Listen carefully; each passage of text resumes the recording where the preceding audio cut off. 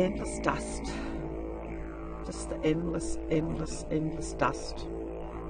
No grass, just dust, basically.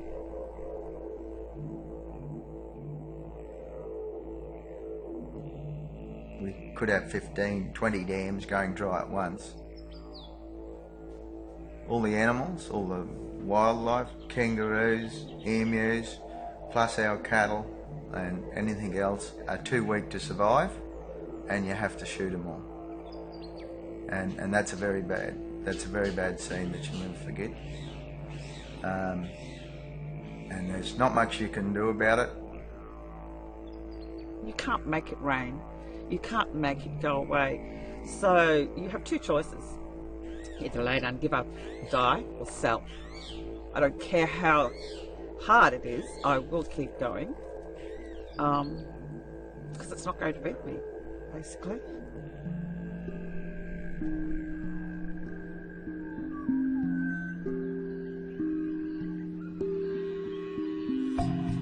I was born in the 65 drought, which my parents have told me that they're all the biggest droughts ever, but it was at those days it was the biggest drought ever, and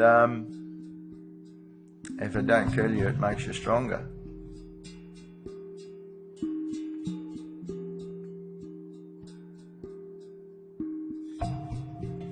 I did have a backpacker ask me once what was involved in being a cattle farmer, and I said, well, funny enough, you just have to give them something to eat and something to drink, but that can be a lot more difficult than you think sometimes. When you have no food and no water, well, that's like catastrophic. That's the peak of the drought. Pull your finger out of your bum and really work hard to keep everything going, you know. It doesn't matter if it's Christmas, it doesn't matter if it's your birthday, it doesn't matter if it's your father's funeral, it doesn't matter. You have to go every single day. You can't not do it.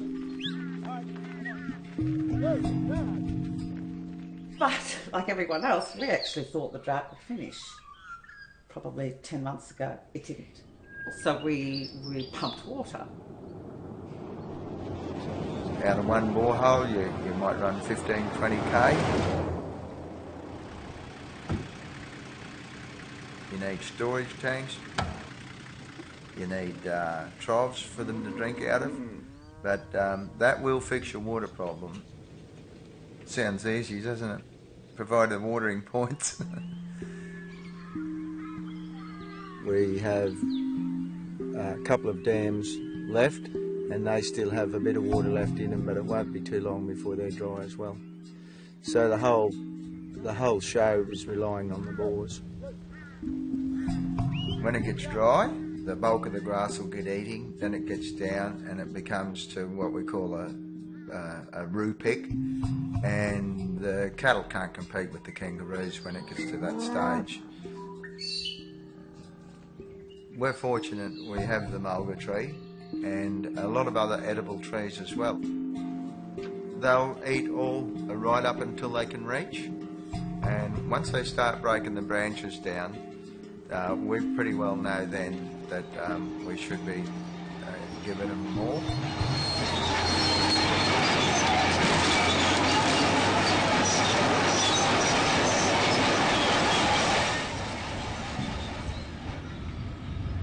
The cattle rely totally on us. If we don't provide the trees for them to eat, they'll eventually starve to death. But they know the sound of the dozer and that, and they're just meandering on over here as pretty casual, as if to say, well, thanks for me dinner today, Scotty. The other thing is these mulga trees are a very hardy tree. Those trees there will be like those trees there by the time the next drought comes over. You have to work the land in an equal balance. You can't overuse one resource because that upsets the whole balance of nature. Our business is all about nature. If there's too many trees, nothing's going to grow and the whole thing breaks down.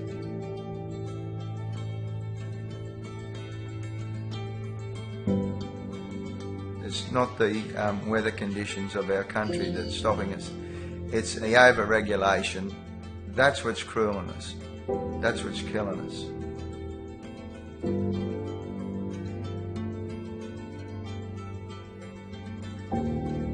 My concern is the government just going to send us a letter one day and say, that's it, we don't care whether it's a drought or not. No more trees. Can't feed your cows any trees. Well, what's happened to our livelihood? Generations of livelihood. We do live in one of the driest continents in the world. The people who are left here know how to stay here, and they're totally accepted that sometimes that it doesn't rain. They just go, righto, looks like we're having a drought. They'll be here after the drought, and the drought after that drought. And after the drought there will probably be a flood, so they will cope with the flood. It's part of our life. No one knows it as well as we do. It's as simple as that. They're having enough trouble getting people to live out here now. We want to live out here. We love it out here. But we don't like people telling us how to survive out here, because it can be really, really difficult at times.